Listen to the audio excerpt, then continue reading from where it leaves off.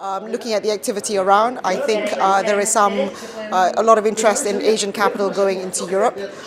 For us, certainly DLA Piper, based in Hong Kong and representing Asian capital, certainly seeing a lot of interest, not just from Chinese money, but from Japanese money, looking at Europe, looking at the US, not just core cities or core markets, looking beyond that.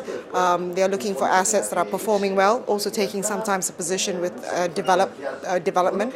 And that's interesting because it's looking at joint venture partners and the like. I think that trend is set to continue. We saw that very active in 2014. It will probably remain active as well. Whether it will the same amount of activity, hard to say. Whether London will have the same amount of activity, I think there will still be continued activity, but with much more interest around UK cities like Birmingham, Manchester, even Ireland will be interesting.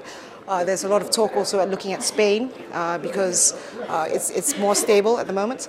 Italy, with some of its changes in the regulatory and the regime in relation to REITs, is going to be interesting to watch and see how that impacts the market. All in all, I think people are looking at good assets. They're looking at stable markets, helped very much by the interest rates, the new austerity measures impact on interest rates, as well as the weak euro. So that's interesting generally. I haven't commented on the US as if there's a bit more focus on Europe. Asian money is coming from Korea, it's coming from China, it's coming from the sovereigns, the institutional money, and certainly wanting to commit to their quota for overseas investment. So interesting market all around.